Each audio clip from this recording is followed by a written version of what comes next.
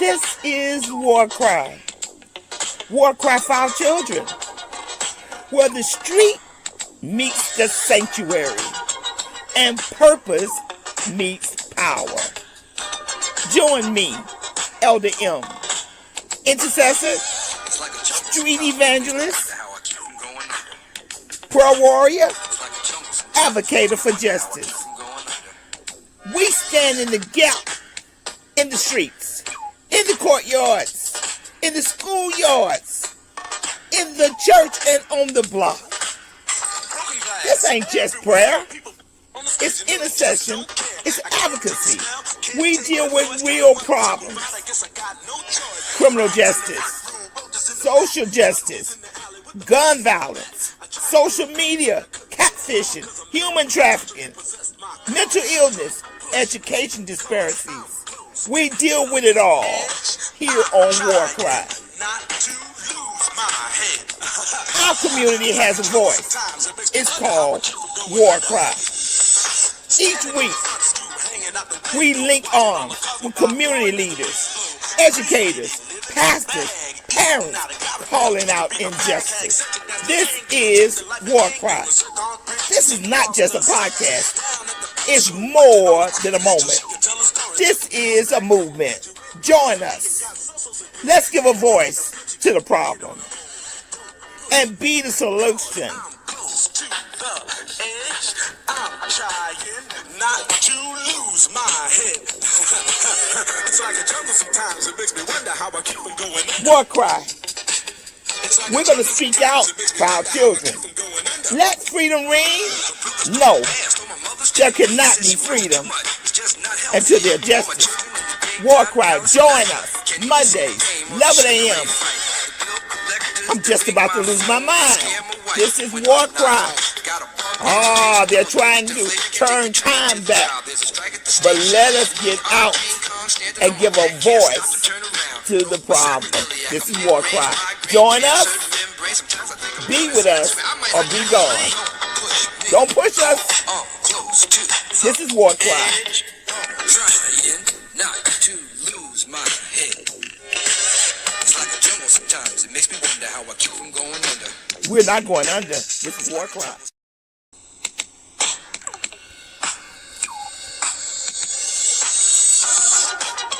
This is WarCry. WarCry For Our Children, where the street meets the sanctuary and purpose meets power. Join me, Elder M, intercessor, street evangelist, prayer warrior, advocate for justice. We stand in the gap in the streets, in the courtyards, in the schoolyards, in the church and on the block. This ain't just prayer. It's intercession. It's advocacy. We deal with real problems. Criminal justice, social justice, gun violence, social media, catfishing, human trafficking, mental illness, education disparities. We deal with it all here on WarCry. Our community has a voice. It's called WarCry. Each week, we link arms with community leaders, educators, pastors, parents, calling out injustice. This is WarCry. This is not just a podcast. It's more than a moment. This is a movement. Join us. Let's give a voice to the problem and be the solution. I'm trying not to lose my head. It's like a jungle sometimes. It makes me wonder how I keep on going. WarCry. We're going to speak out for our children. Let freedom ring? No. There cannot be freedom until there's justice. WarCry, join us Mondays, 11 a.m. I'm just about to lose my mind. This is WarCry. They're trying to turn time back. But let us get out and give a voice to to the problem. This is WarCry. Join us, be with us, or be gone. Don't push us. This is WarCry. Trying not to lose my head. It's like a jungle sometimes. It makes me wonder how I keep from going under. We're not going under. This is WarCry. Good morning, good morning, good morning. This is WarCry. WarCry for our children, WarCry for justice, WarCry for our community, WarCry for our churches, WarCry for our schools, WarCry for justice in this whole United States of America. WarCry for us, our people, your neighbors, the church, the people that work in the deli. This is war cry for our children. Should we not care about our generation that we're losing? Yes, we should. This is war cry. And as we promised you, we was going to bring you episodes that you wouldn't see anywhere, because this is war cry. There's a lot of things happening, even though we're only into the 12th day of the 2026. There's a lot of things happening. If we just look back over the first 12 days, we can see that there's been some major things happening in the world, in our states, in our communities. But guess what? We're going to bring it to you every week. All I need you to is to subscribe and share, because we're going to broadcast all across this world and tell you about the injustices that are taking place. We are the people of God, and we've got to raise up the alarm to let people know that it's time for action. This is WarCry. I have a very exciting panel today, a very exciting guest today. I'm just so excited about what we're going to do and how you can be even involved with the things we're doing. Bring the panel on. Bring them on. Bring them on. I just love this. I love what we're doing to bring people and make them aware of what we are doing. Oh, I see KAREEM on. I am so excited about you, my brother. I am so excited. Now, before we even do anything, let's go to the first video. Let's go to the first video, because I want you to tell me what you think. Let's go to the first video.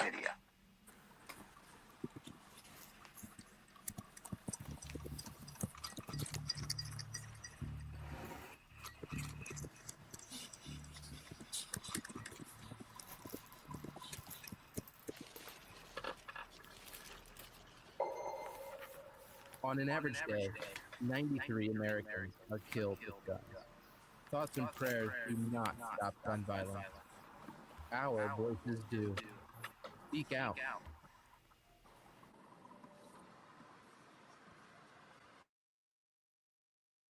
One thing that I thought about that a lot of people in the courtroom was like, Jay, we didn't even think about that. Okay, I want you to just, let's go to the panel. Let's go to the panel. Let's go to the panel.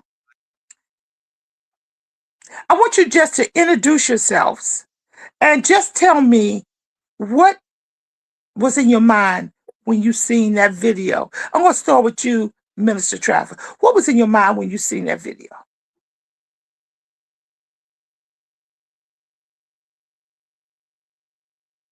Minister Travis.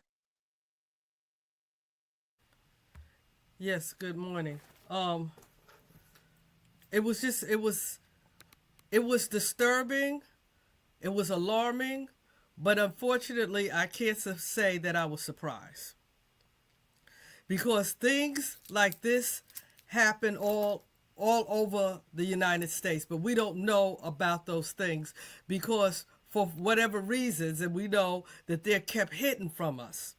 And thank God for shows like this, that this can be exposed and people can get an understanding about what is going on, why it's going on, and what can we do to solve the problem, or at least help with the problem. But to have it put out here that people can see it and people can absorb it and people can analyze it is more than we had before. It's more. Do And not that's what war cry is, networking, bring it to your attention and helping. Okay, I love this couple, the pastor and his wife. This is so great. I'm going to let you come on and introduce yourselves and tell me what you do think about the video. Good morning, Miss Montgomery, and good morning, panel. I'm Nefertiti Antra Lashley, attorney, community justice attorney with the Legal Aid Society. And I am her extraordinary husband, who is Yes. the pastor of Experiencing God Ministries, and really excited to be with you all to make a difference in these communities. Now, we cannot see the video. We're seeing just a white page.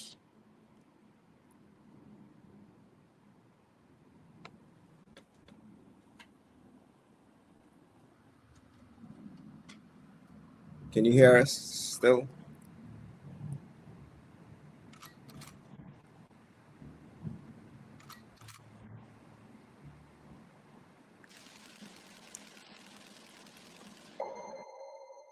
On an average day, 93 Americans are killed with guns.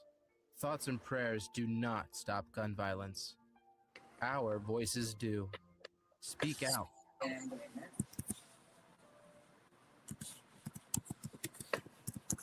Could you hear it? Could you hear it? Yeah, we heard it, but we can't see anything, but we heard a Okay. voice talking about gun violence. Okay. We're going to go on and let them work that out. But when we speak of, when you hear the word gun violence, what exactly do you think about? What exactly do you think about when you hear the word gun violence? What do you think about? Well, it is definitely a disease. And one of the things, what I do as a community justice attorney, I work with various cure violence sites. And cure violence, the essence of cure violence is treating gun violence as a disease. And I think that's very important, that gun violence is not intrinsic to the person, right? It is a product of a lot of things: systemic racism, which is tied into economics, and the reason why the economics are the way they are, especially in our communities. So I think it's very important. When I hear gun violence, the first thing I think of is that this is a disease, and it is a disease that can be cured. Great. Okay, Pastor, do you think that the church should be involved with assisting in the cure of this disease, gun violence?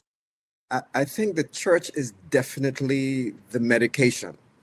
I think there's a whole lot of stuff that's going on out there, but especially in difficult neighborhoods, Black neighborhoods, the church has played a medicinal role in bringing the community together.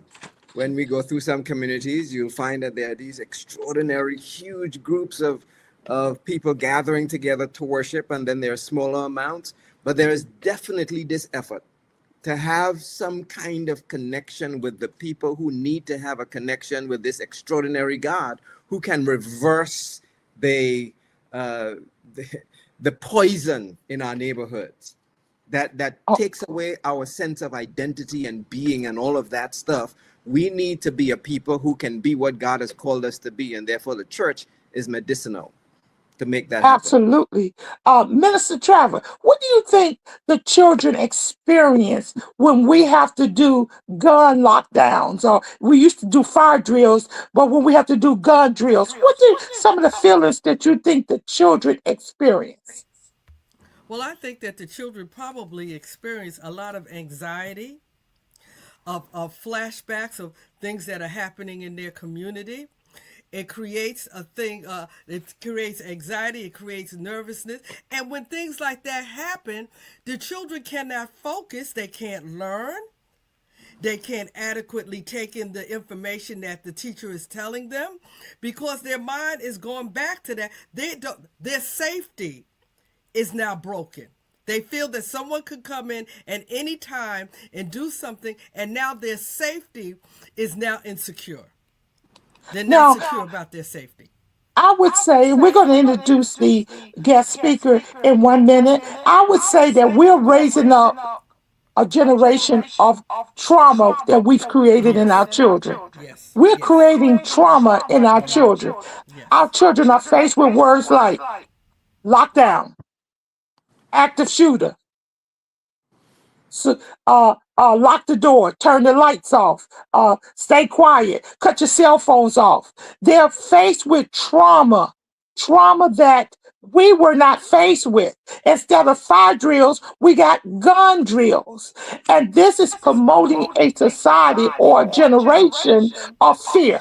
Right. Now, I want to introduce to you our guest speaker, KAREEM Nelson, outstanding Black man who's trying to work with our community to bring about changes based upon his own pain. See, sometimes when we go through stuff, we've got to actually reach back and help others. Many of us can start addressing this problem, but a lot of us don't even do the work. We don't do the work. We don't do the work at all. Now, before he comes on, let's bring the second video. Let's see if we can get the second video on the screen.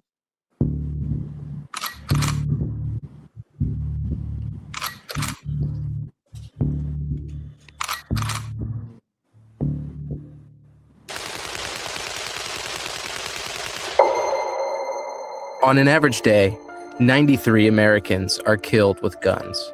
Thoughts and prayers do not stop gun violence. Our voices do. Speak out. Now, did you guys have an opportunity to see that? Okay, now we're putting on this one. Let's go to this next video. Mike DeGeorge and Cal Poly men's basketball have another huge conference match this week. The Rainbow Warriors of Hope Athletic Center Thursday at 7 o'clock for our Gold Out game. Show your Cal Poly pride by being loud and wearing gold.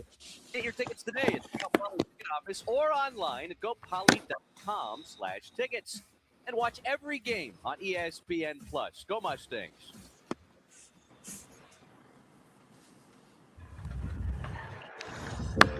At Canarsie Educational Campus in Brooklyn, the lesson plan for students is a little different today. Let me ask y'all a question. What today is perpetuating the violence amongst y'all? These students are learning about gang life from those who know it best. Some of the crack who came at 12 years old. I was a follower. I had a low self-esteem for things that I thought we fit in. Being in a gang offered KAREEM Nelson glory, friendship, and he thought some protection. I went to Baltimore selling drugs, thinking I was the toughest dude in the world. I got into it with a guy, right? Ultimately got shot. That's what put him in this wheelchair. And eventually, it's part of what turned his life around. And I escaped with my life. And that night on, I said, I don't want kids to ever have to go through what I went through. 7 years ago, he founded Wheelchairs Against Guns, going into schools around New York City with former gang members, trying to prevent students from making the same decisions they did. Every day there's kids being recruited. Every day there's new gangs being made up. Why are schools an easy place for gang members to recruit, new people? One, their parents aren't around. Two, right there, the kids are most impressionable. This is where they find themselves. And the gang members know that. So they're like, yo, we're gonna go to the schools. 45% of students across America report having gangs and gang members in their schools. The CDC says just over 3/4 of all school homicides are the result of a single act of one-on-one violence, often gang-related or the result of, quote, interpersonal disputes. Yo, me and you is in the street and I just bumped you, right? What would that cause? Conflict. A what? A conflict. A conflict, right? You know why I was shocked? Because I didn't know how to resolve my conflicts. Through teaching better conflict resolution skills, giving students an awareness of self-esteem's role in potential gang interest, and by offering up a first-hand account of where gang life leads you. And I had to beg for my life. Wheelchairs Against Guns hopes to reduce the grip gangs have on some students in America. For The Race, I'm Alicia Nieves.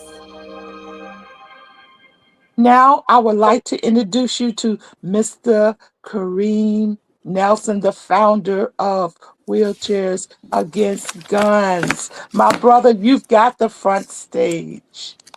Good morning, everybody. Good morning. Good morning. Like I said, my name is KAREEM Nelson. I found executive director of Wheelchairs Against Guns. Wheelchairs Against Guns was birthed in, I believe, 2013, 2014.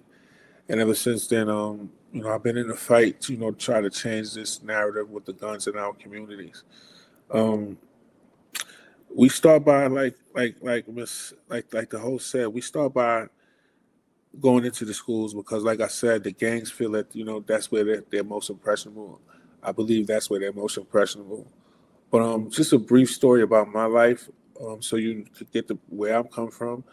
I was born in New York City to Sharice Jackson, Michael Nelson. Um, I'm the only child. I was a spoiled child. I dealt with a low self-esteem, and that's the reason. That's sort of the reason why I put this program together to address, the tools that we need, the tools that the kids need in our, environment to survive, which is conflict resolution strategies, critical thinking techniques, how to build and maintain a positive self-esteem, and financial literacy. Those tools I didn't have growing up. And I grew up in one during the crack epidemic, and it was really, it was a rough time. But I can't take any credit away from my parents because they did everything that they could, so I didn't have to, venture into the streets. But like I said, I'm an only child, and I had a low self-esteem, and I wanted to feel a part of something. And at that time, the streets was, what I embraced. I'm not proud of it, but I don't have any regrets because even though being shot, it gave me the opportunity to, come back to my neighborhoods and give the kids what I didn't have. So that's Now, pretty much Kareem, let it. me come in and ask a question, and then I'm gonna Okay. let you continue. Did you feel that you was pressured? That people that you were being pressured at school, you was being pressured in the streets, that you were being pressured to become a part of something?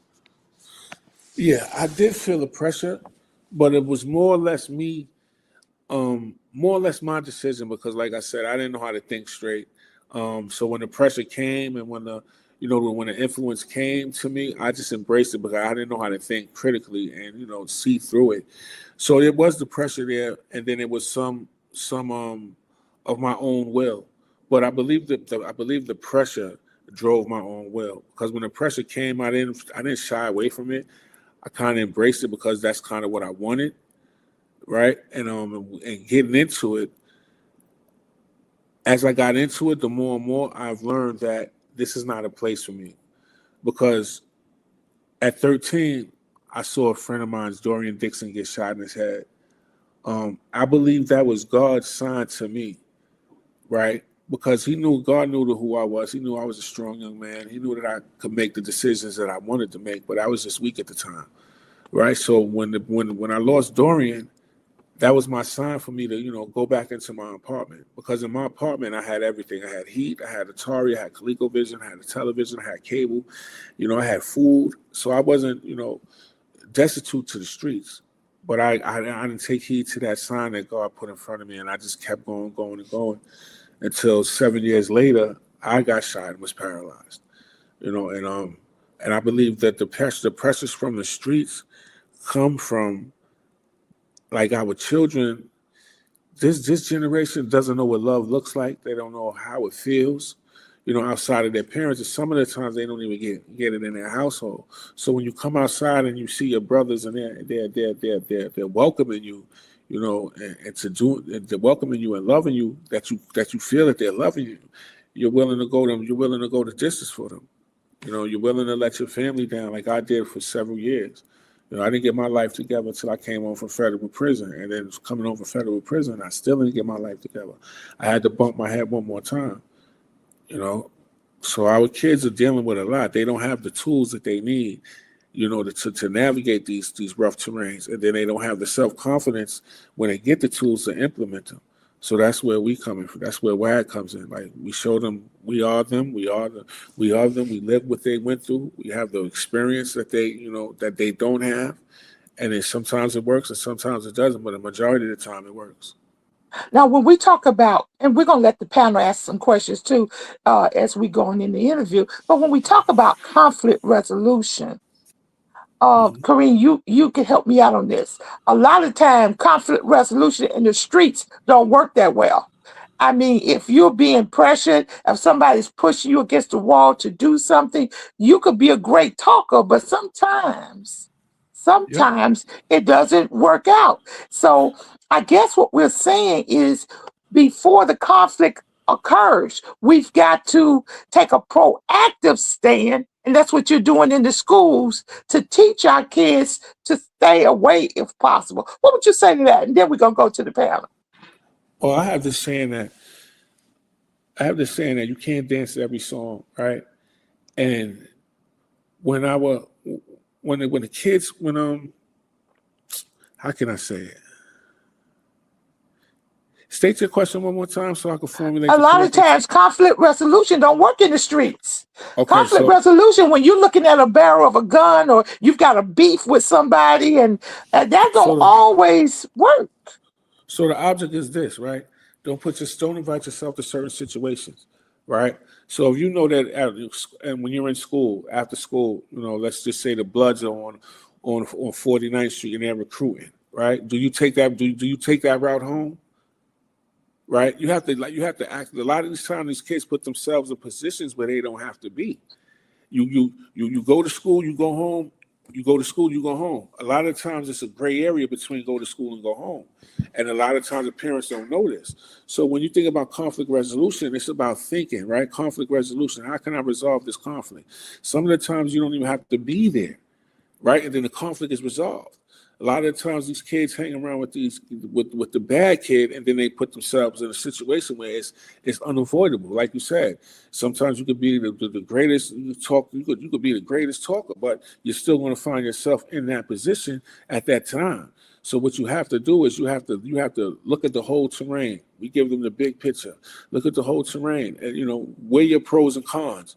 Is it safe to be there? Is it safe to hang with this person? Is it safe to be around these people? Should I just go home? A lot of the times the kids don't have the self-esteem to answer these questions, right? So a lot of times when we find our kids in these situations where they lose their lives, it's mostly because they didn't have the self-esteem to say no. So when we come in and we share with them our stories and our plights and how we are today and how we use these tools today, it resonates with them, right? Okay, so he got shot before, and he's alive now. Maybe I should listen to him because he's alive. He didn't die, right? The bullet didn't take him. So maybe he does have something that is valuable for me to listen to. So when we're in the schools, they can let their guards down, right? They can listen. They can listen. They can take heed to the information. They don't have to turn around and show their friends that they're listening, but they're listening. And they take heed because a lot of times kids came to us, for example, there was one kid who was gangbanging and he wanted to put his flag down, but he didn't know how to put his flag down. So we had to help him. We had to go call his big homie. We had to let him know that he doesn't want this anymore. He wants to put his flag down. He wants to be a productive citizen in life, and it worked. So it just takes the kids to have the tools. Once you put yourself in that situation, it's very, very hard to get out of. So the object is to not put yourself in that situation, right? Our main goal is to make it home safe. Make it home safe and make it home. Okay, I'm going to ask Minister Travis, followed by the pastors. What question would you like to ask them before we go on? Or comments? I'm just saying that just wanted to say that I appreciate you and appreciate the work that you're doing. I think it's so so essential in the school system because I worked as an administrator in the school system for many years, and this is so essential of what you are saying. And that is only essential for the student, it's essential for the teachers and the administrators. So what I was going to say to you is there certain signs in a school that we could see that would alert the teacher, the administrator, that we know that there's a problem here. Is there certain things that we should see as teachers, administrators, and parents also, community also, that we could see those signs and learn how to intervene? Okay, well, I work in the schools. So, most of the times when the kids are in the schools, how I identify the ones that are troublesome is you got to look for the ones that are not hanging in the classroom, that are not in the class, that are constantly in the stairways, that are smoking, that are vaping, that are walking around, throwing up gang signs, because it's very obvious. Like, it's not something that you cannot see or pick up on, especially if you're in the school, right? And you're in the school with these kids, and you have a relationship with them to some degree, right? And you can see when a kid is not doing what they're supposed to, right? He's running around, he's laughing, he's joking, he's trying to fit in. When it comes into usually when the kids come into the class, they always want to sit in the back of the class, So those are signs right there. Like, you have to pick up on if you constantly run into a kid and he's cutting class. Why are you not in class? What's wrong? You might find out that he has something, a strife with the teacher. So now we have to work it out. Like, you having a beef with this teacher and you're not going to class. It's not going to harm the teacher. It's going to harm you.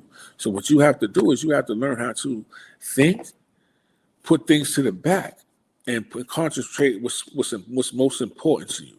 Now, what's the most important to you is hanging in the stairways and smoking weed and not paying attention to your teachers. And then and this is where the wheelchair becomes a great story to tell, because now they're like, you run the risk of being like this for the rest of your life. I'm strong. I could do this. Not a lot of people in my position can't do this. And I have some friends that are in the ground that wish they could be in this wheelchair, right? So y'all need to really understand what it is that you want. And this is why, and it's not coming from somebody that's from the far left or the far right. It's something from somebody that looks like them, talks like them, dressed like them, and has been through the same thing that they think they're going through. And that's how it helps. But you have to pay attention. You have to pay attention to the ones with their pants off their behind, ones that don't come to school. When they come to school, they're late. When they do come to school, they're trying to disrupt the kids that want to learn. Those are the ones that those are the ones that are the troublesome ones right there. Always joking when it's a serious situation. When they're deflecting, Let me ask you a question. When you go into the school, do the principal or the guidance counselors say, okay, we want you to talk to these individuals. This is a group that we want you to specifically address and deal with? Do they actually say that to you? Yes, they do. But the problem is they don't want to demify the kid. So they don't want to pick the kid and make the kid feel like he's a bad kid or you're bad, so you have to go to this program. That's a problem that I kind of see with a lot of schools. A lot of school administrators don't believe that their school have these issues, that they have a strong enough grasp on their school, that they don't need programs like ours, and it's not true. You need the program. You have to put yourself aside and ask yourself, does my school really need this? And 9 times out of 10, the school needs it.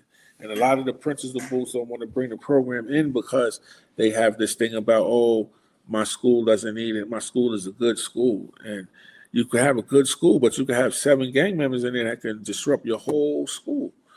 Absolutely.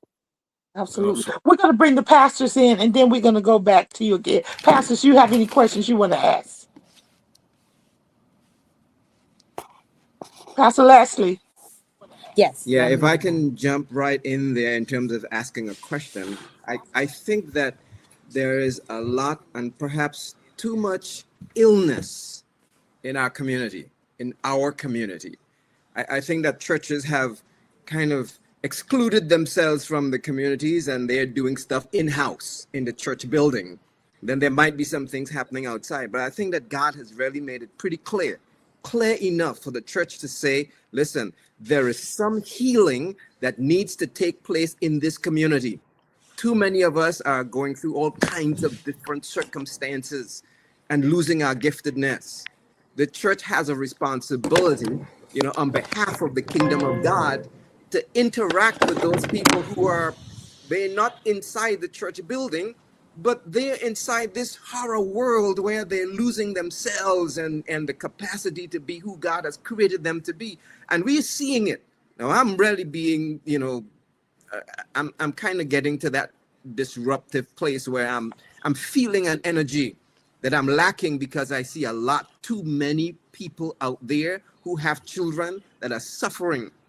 And then they're going to this next level of using guns and having to fight their way through whatever it is. So hear me out. The church has a responsibility for community healing. There is sickness in our community. It's not just some physical sickness, but there is spiritual sickness in the community because of who we are, what we look like, what we want to do. And the church has to step up to the plate.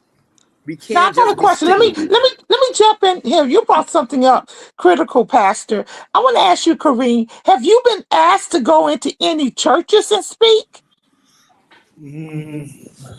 Churches, I mean, I've done spoken in churches, but like churches are not like they're not. I'm not saying that they don't want to. I believe that the religion thing scares a lot of these children because they don't even know what religion is really. So when they hear Jesus Christ, they think that, oh, I got to go to church every Sunday and I got to do No, this. no, no, no. Let me go back to the question. We have problems with our children in the church too. The church don't want to face those problems, but some of our children that come there, their parents don't know, but they're hooked up to things that they shouldn't be hooked up in school and everything else. And if we're talking about doing a preventive measure, taking a proactive stand, the church should be involved with the Yes, it should. proactive stand, Yes, even it from should. the fact that if you're at Canarsie, local churches should come out and sit in with your teaching because our kids are in the school. Yes, very Pastor, much so. back to the pastor. Pastors, what you think about what I just said? Well, can I jump in? Yes, come on, pastors. Yeah, So this is Nefertiti, attorney. One thing that, for example, we've done with Experiencing God Ministry, my husband's church, is that they often pair up with the Legal Aid Society. I work with the Legal Aid Society. We work with cure violence organizations across New York. I work specifically with cure violence organizations in Brooklyn. And KAREEM, thank you so much for your organization and what you are doing. It is so powerful and needed. Organizations such as Man Up and I work with them all. FIBO and yes, Mhm. and Drum and BTTM. And so like we've partnered with some of the organization and have done food drives, for example. And so one of the things we realized is that you don't want to shove like religion down people's throats. But as my husband said, like the church is important and should be involved in community. And so what we do is we just try to be there, right? And if they ask, oh, okay, pastor, well, what's your service? Where's your service? Then we'll say, hey, okay, we have services online. Here you go. There's the link. No pressure. So I think that there's a way that if you're being there tangibly for community, I think that's the church. That's a big role of what the church should be doing. And I do think that there are some churches doing that, right? Like there are churches that are there in the community. I grew up in the St. Paul Community Baptist Church in East New York. They are continue to be very involved in community, right? In terms of everything, home ownership, youth, you name it. Yes. Sorry. The village, that's my aunt. The village, my aunt, who is a member of St. Paul Community Baptist Church, was like the village. Yes. So a lot of churches are doing it, and we just have to have more doing it. Yeah, I guess, and I don't want to cut you off, but I need to say this. I guess my concern is that not so much as pushing religion down on our teens, but making the teens in the church aware of critical thinking, aware of conflict resolution. These things we're not teaching in the church. We rely on the public school systems to bring these programs up. That's what I'm saying, is that when we have organizations like KAREEM to go in and give a class and say, you don't have to actually be pressured this way. This is how we do conflict resolution. This is how we do critical thinking. This is how we do negotiations. This, if someone is doing this, say something about it. Period. I think there is a separation between state and church, but I think the church still needs to bring these types of programs into the sanctuary. Period. Yes, it's a community thing, but we need to be teaching our kids. Some of our kids, such as KAREEM, he came from a good home. He came. I don't know what his participation was within the church, but some of our kids are being pulled away into these areas because we don't teach these things. Period. And I think the church should be involved. Go ahead. And you got to remember too. Oh, wait, let me have a pastor, KAREEM. Come on, Pastor. Well, I think that the church, you said it right. The church needs to be involved, yes, but the church has to come outside. Yes. Jesus gave the example. Jesus left wherever it is that he was. He got himself a piece of wood and he made a cross and he went outside to face the people. We're locking ourselves and our children and our families in some church building and worshiping, when the truth is that worship is also outside the church building. We have to go into where the pains and the difficulties and the trials are, but the church has to bear its own cross. The church just can't be asking for help from outside to do what needs to be done inside and outside. As the church, we've got to go out there, just like Jesus did, bear our own cross, heal the sick, transform those people who are going through drugs and whatever it is, and help to make the community, the whole community, not the church. The church is not about the church. The church is about the community where Jesus went with his cross. So what the church needs to do, saints, is to carry their own cross into the community so that we can make a difference, so that people everywhere, whatever the color of their skin, what their issues are, can be helped to have life in all its abundance. We can't just sit inside and think it's going to happen. Amen. Your husband preaching now. He's preaching now. I'm going to give him an offering pretty soon. He's preaching now. Only thing I can say is amen. KAREEM, come in. Yeah, but I don't know how I could make this sound. So a lot of times it's about relatability with the kids, right?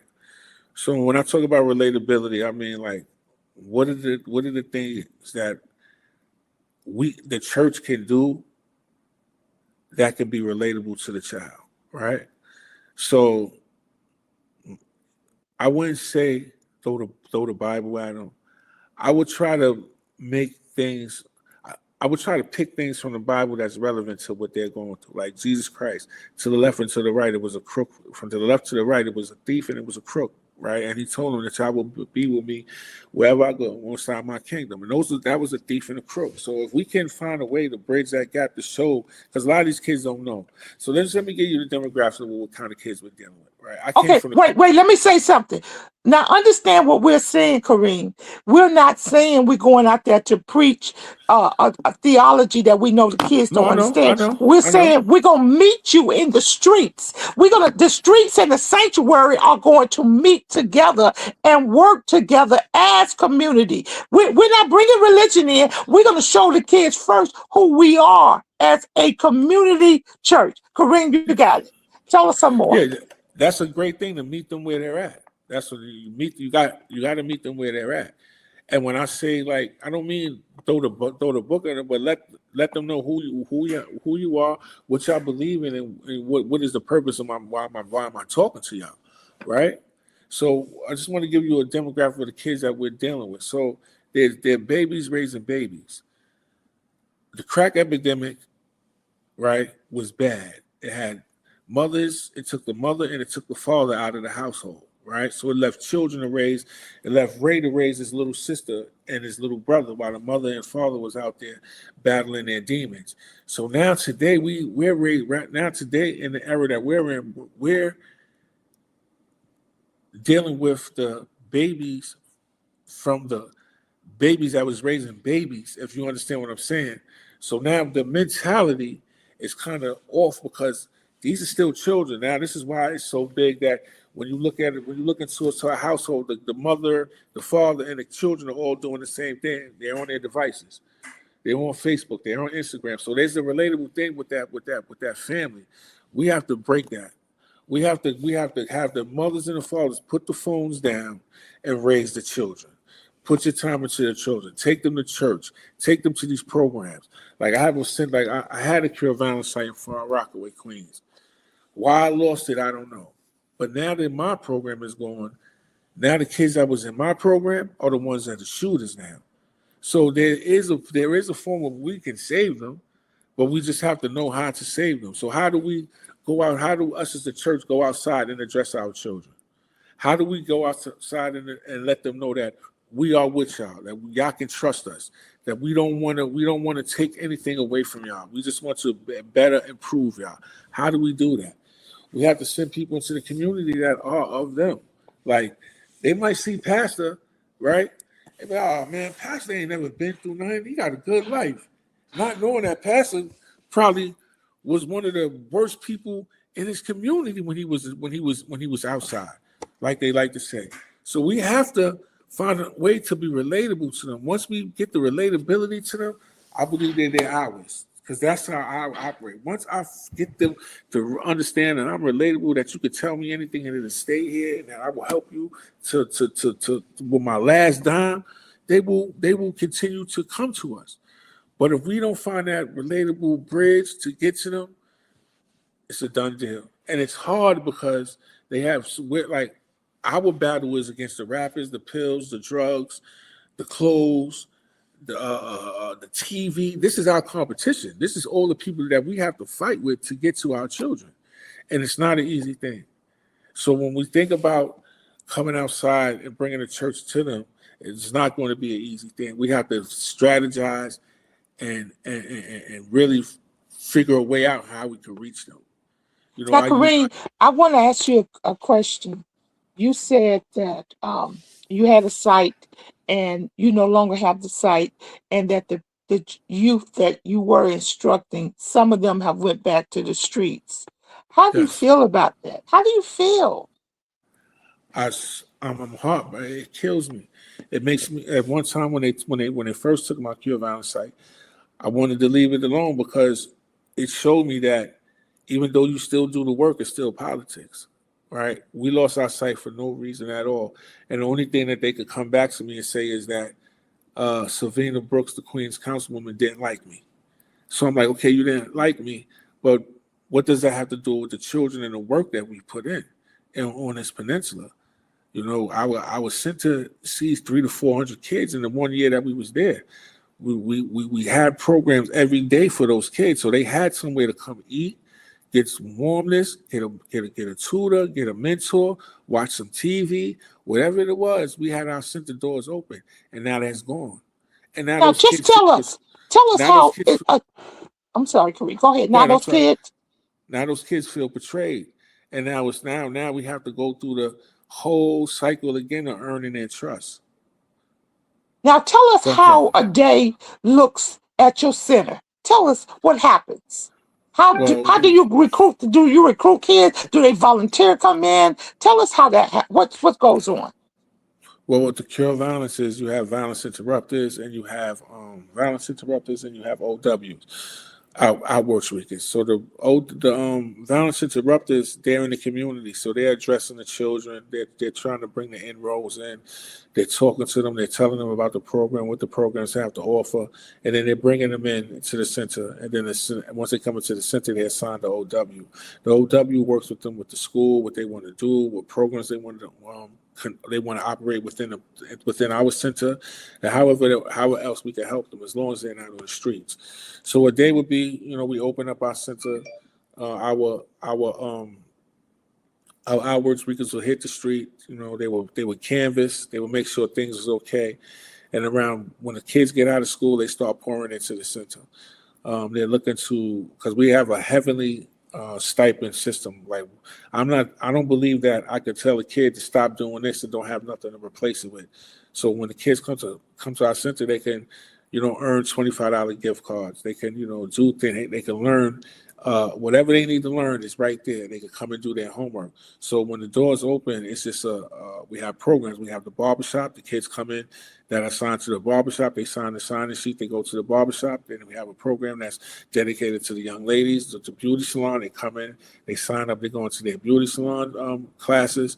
Then we have a workshop where we all, come into the center and we see how everyone's feeling, temperature checks to see if if a kid is, how's he feeling? Is he being pressured? So our day is centered around community and kids.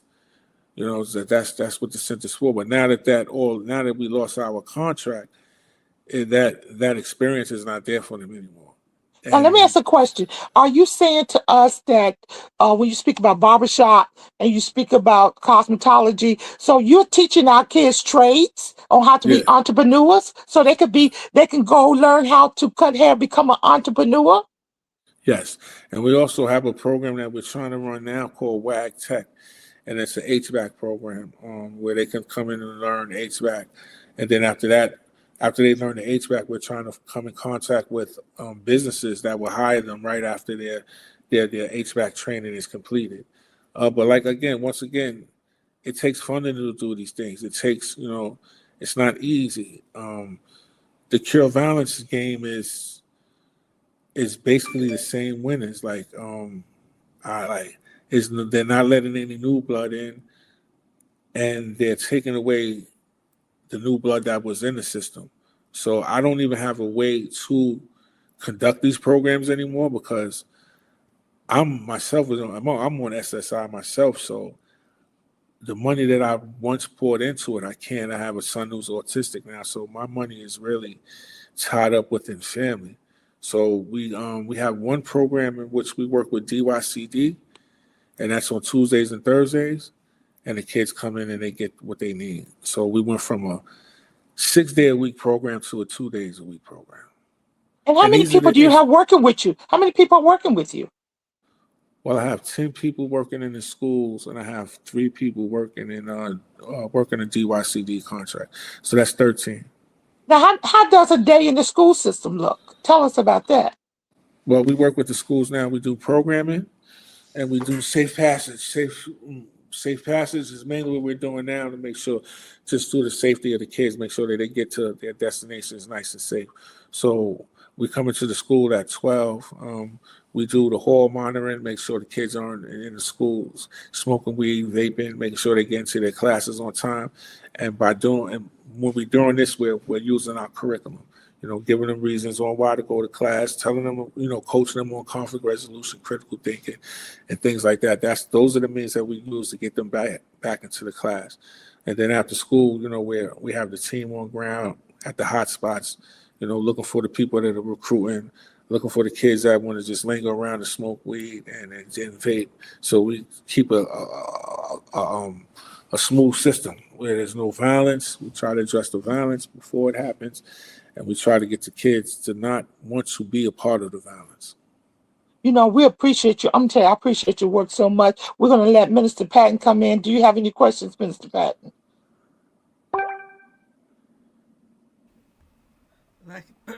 Once again, I tell you, I really appreciate you and really appreciate the work that you're doing.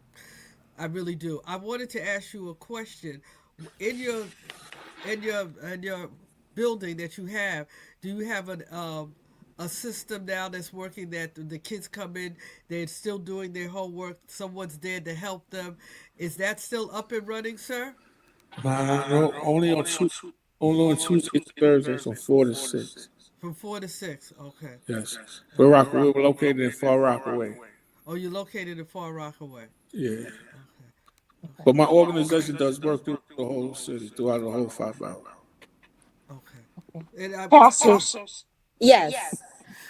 I'm sorry. I wanted to just jump in. Thank you so much for the work that you do, KAREEM. I just wanted to talk a little bit about the work that I do. And if anyone is watching and thinking, well, I have a young person that I'd like to get involved in some of these programs. So I'm an attorney and I work with a team of people. We work with cure violence organizations across the city.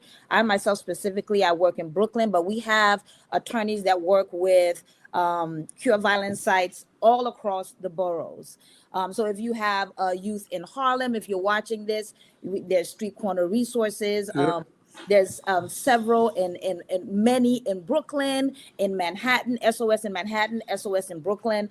I work with SOS Bed-Stuy and Crown Heights, and like I said before, Drum and Man Up and Bevo and all these different sites. And they all have, I think one of the questions Minister Patton was asking, they have education, people who work on education and job training for the participants. So they help them get jobs, they help them get education. One of the many amazing success stories that we've had, and of course, like no names or identifying characteristics, but this person went from being in a gang to now having an amazing job, an apartment, taking care of their child and family.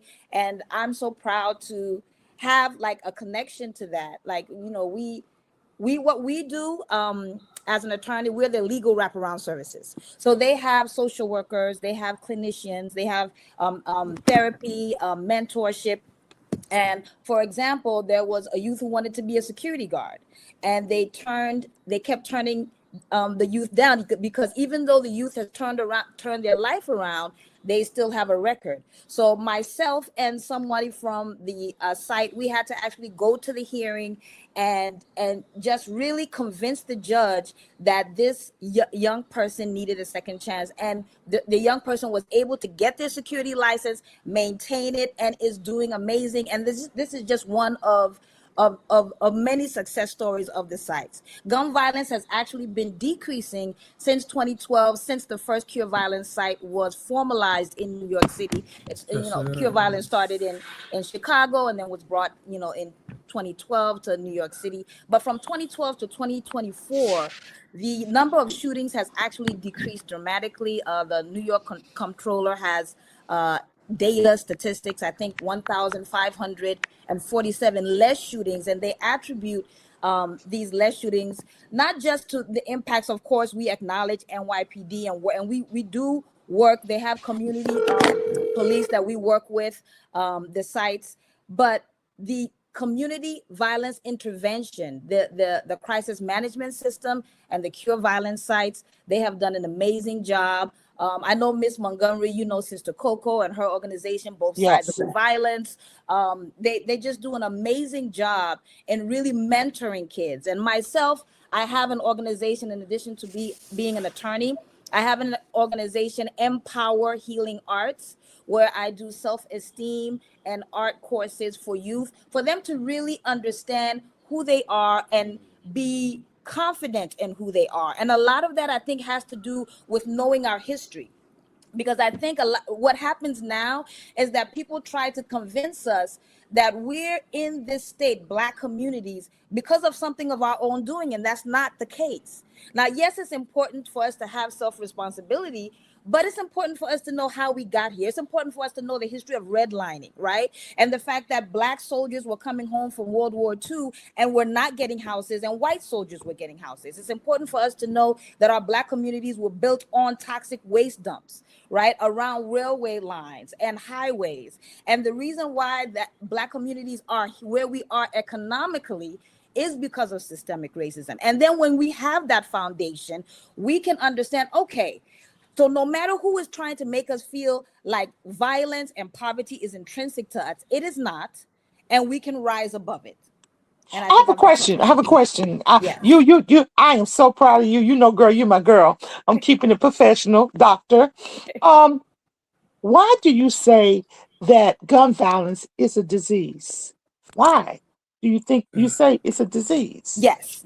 Because like a disease, it can spread. And like a disease, it's not something we're born with, right? We acquire it because of the environment. And our environment in this country over the years has been a product of systemic racism in terms of economics, right? Every time Black communities would get ahead and we would have our own schools, have our own businesses, various racist incidents have, you know, torn it down. And it's not just what happened in Tulsa, Oklahoma, which I teach to our young people, because a lot of our young people don't even know that, right? The burning of Black Wall Street. But that happened over 100 different times across the country and different and towns. And when I tell young people that, their eyes are open, like, wow, like we are not just I think that what people like us to think, the society at large, is that we're lazy or whatever. No, we built this country,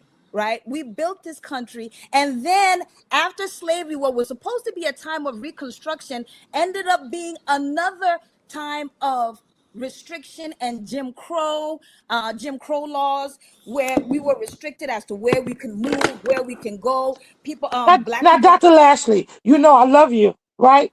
But I feel that it's our kids, and I'm gonna bring you in, Kareem. It's our children making bad choices. Now, some of those choices they're forced to make based on their social culture, their environment, the economics in their life, but the choice is ours. We can either have the disease or not have the disease.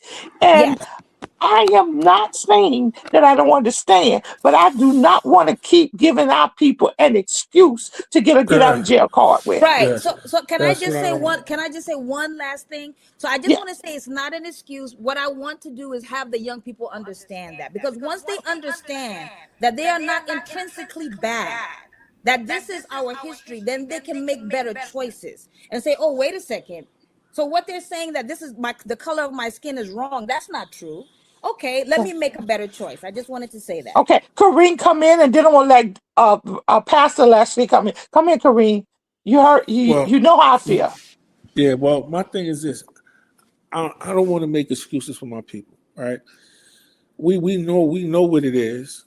We see what it is. We can verbally or we verbally can say what it is. So when we think about Jim Crow and we think about all the things that are set a place us to hold us back, we're in a time now where we can say, F that, what happened back then. Let's get our thoughts together and move forward. So now what the disease is, it is a disease because you have to be some sort of sick to want to pick up a gun and harm somebody that looks like you, right? Our kids don't know no better. So this is why they're doing it. They don't know how special they are. They don't know the strength of what they can be. All they know is what they see. And what they see from the time that they wake up to the time that they go to bed is negativity. The music, the TV, their friends, the school, the streets, the gangs. This is all being fed to them, nothing positive. So how can we expect them to not be affected by this disease when they hear nothing but the negative? There's nothing really positive being poured into them. So now I we got have to to learn. now, Kareem. I need to bring the doctor in, the pastor in, because he's Okay. itching to come in. Come on in, Pastor. What do you think? You've been hearing it. I am itching to come in. I think that all of us need to have our own cross to handle the issues that are operating in our community, in our homes, wherever they are. Let's just call it a cross, right? Because somebody had to give their life up on that cross so that other people can live this better quality life. What I'm hearing is that we need to make some sacrifices. As the people sitting around in this room, we got to make the sacrifice so that the people who are falling by the wayside and being kicked to the curb and ending up in prison cells and all of that stuff, they can get the attention that we can give them with our cross. If we bear our cross, if we say, you know what, this is hard, this is difficult, but I'm going to go out there and I'm going to help somebody else get to where they need to go, that's bearing your cross. We can't just be sitting down in a church and think that everything is going to work out. It's not going to work that way. How it's going to work is realizing that our communities are sick and they need some kind of medicinal intervention. That's our Well, cross. okay, Pastor. I got to come in. Um, got to ask the hard question. If in fact what you're saying is true, and I believe it because you're saying it with passion, then why is it that so many of us don't go back like Brother Kareem did to give to help our community out? See, he took what happened in his life and he's turned it into a positive thing to help us. Why do you think that people don't give any money, they don't support, and they don't help? And Black people have the mindset. See, we do a lot of talking. We do a lot of talk. We good for talking, but when it comes to action, we don't do it. We're good for copying off other people, but we're not good for helping other people. So why is it that the church has this illusion with the haves and the have-nots? The urban areas is the have-nots. The have is the one that lives somewhere upstate or somewhere in a nice community, and they don't give to our urban areas where we need to help. Pastor. The right path. I think you're on the right track. I think that there are churches that have not reached out sufficiently to God to tap into the Almighty, to find out, God, what is it that I need to do here so that we can bring people to a knowledge of who you are so that they can have this better quality life. I think the church is having church, but I don't know that the church is really reaching out to this power being, which is the one who has created the world that we live in, and saying, God, we need some help. We need your intervention. Here I am, God, use me. Because we staying indoors, we dressing up and we looking good, but there are too many people who are dying both outside the church and inside the church, that we need to do what we need to do. We can't just be sitting on a pew and think that people are just going to rise up and have their way. We need to allow God to minister his power in and through us so that the community can have the life that it needs to have and have it in all its abundance. And Absolutely. Go ahead. and I would say a lot of us are going through stuff, right? I think there are a lot of us who are suffering, who maybe want to help, right? They want to follow in Kareem's footsteps. They want to help, but they are so burdened by everything. They may be taking care of their mother while trying to take care of the kids and trying to take care of a nephew and a niece. And especially, there's a lot of Black women. There's a lot on Black women and Black mothers' shoulders, So I think that there are a lot of people who want to help and want to follow in that footsteps. But I think first, if we find a way to alleviate the suffering of people, and like my husband was saying, if the church finds a way to tangibly help people, that can help people actually have the motivation to go out and do something. If the church is Absolutely. right. Absolutely. Kareem, we are coming to a close, but I got to ask you a question. Were the parents involved with the program that you did? Were the parents involved with that program in Far Rockaway? Yes, to some extent, but we need more parents to be involved with that. We need more parents.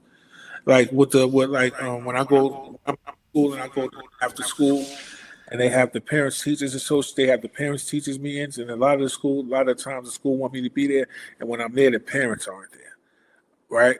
So we need our parents to step up more. We need our parents to put the devices down and start parenting their children. We need them to not be naive to think that their children aren't out here doing these things, and then when they get into the trouble, the parents are, oh, not my child, but then when it happens, it's your child. So we like I said, the parents need to start frequenting more of because we were just 29 organizations was just presented the key to the city, right, from the mayor, our old mayor Eric Adams, and I don't have those statistics yet. I tried to get them from Brother AT, but he didn't respond yet. But the statistics are the Cure of Violence has put a huge dent in the crime and violence that is going on in New York City, right? And with that being said, we have to have more children. We need more parents to push. We need more parents to parent their children, and we need more programs like mine to be there for them kids. And congratulations, you got the key to the city too. Yes, Congratulations, Wheelchair Against Guns. Now, the other thing is there anything we can do to help you with the building that you lost in Far Rockaway? What can we do to help you? Can we write a letter? Donations. Give us your... Okay. Donations, word of mouth, spreading the word of, letting it be known that we're out here. If you have any children that are in the Queens or Far Rockaway section, send them our way. We open Tuesdays and Thursdays and can earn stipends. Give us your address. So our address in Far Rockaway is 3411 Beach Channel Drive. That's right there across the street from Bayswater Park. You'll notice the building that'll have our logo on it. Our Cash App is WAG, WAG 974. Our Zelle, if you want to use Zelle, the telephone number is 929-662-2520. I'm not good. I'm not good at fundraising at all. I'm not. This is one of my top. These are one of my things that I'm not good at in this. In this. But we got to learn. You and I had a major conversation with this, and I told you that we have to learn to be better because every amount helps us out, Yes. whether it's 10, whether it's 100, whether it's 1,000, or whether it's 1,000,000. I mean, you are out there saving lives. You and others like Common Justice. You guys are out there on the front line saving lives for our kids, just like the church save lives when they come inside the church and accept Jesus. You are saving lives too. We can't get them in the church if we can't take them off the streets. And we know what is happening. So give us your Cash App again. Let us, whatever we can do, we're going to post it on the website. We are here for you, my brother. We are here for you. Give it to us again. That's WAG 974. And I'm currently looking for a church home because I'm a Christian myself. And I just haven't found a home yet. And I'm looking for a home. Where are the pastor's church? Where's your church located, Pastor? Well, Pastor? two places. One is online. So you can, pick up your phone on a Saturday morning and worship with us. And then I have connections with other churches, a church in Park Slope on 7th Avenue that, it's happening there. Look, Pastor, I think he wants you. He wants you. So we're going to give him, text me how he can I'll come text you. online. Text me the Bible study because we may have one that needs baptism. Okay. Can I just say? So he preaches at a church in Brooklyn, Ebenezer, on second Sundays. He also preaches at a church in Connecticut, and he's online as well. So we'll text you the information. Yes, Text please. it and I will give it to him. Are you talking about Ebenezer on Powell Street? It's on Bergen. Okay, on Bergen. We're going to get you the, KAREEM, we're going to get you the information because if we can get you saved, we can definitely, we can definitely, but no, we're here for you, my brother. We're going to post this on our, that's right, but we want to give you more power. See, because you heard the Pastor Leslie, he's an activist. True, that brother is an activist. And so when the sanctuary meets the street, we have an explosion from both ways. It's about community. We thank you for coming on. We got your Cash out. Pastor, Minister Trevor, do you want to close us out in prayer? Yes, please. Please, Pastor. Lord, in the name of Jesus, as we come to you today, thanking and praising you, Lord, for touching our hearts, God. Thanking and praising you, God, for this brother here that is doing the work of the Lord. We ask you, God, as we continue with our day, as we ask you, God, as we walk through our day, to touch somebody's heart, God, to cover us with the blood, to let us know and put up our discerning so we will know those that needs to hear a word from the Lord. And that hearing could be that they need food, they need money, they need direction. But we're here to be your servant.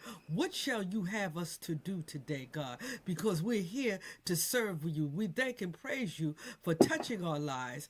Continue to touch our lives because we want to be the servant of our Lord and Savior Jesus Christ. Amen. And we are praying for a day that's gun violence free. God knows. But we're We're almost there. praying We for make a it try. day. That's right. That the statistics are 0, 0, 0. None of our kids die. I love you all. This is WarCry. We'll be back with you for another exciting episode. Remember to support. Remember to give. WarCry for our children. Our children are our inheritance. Will you protect your inheritance? Love you guys. Bye-bye. Bye-bye.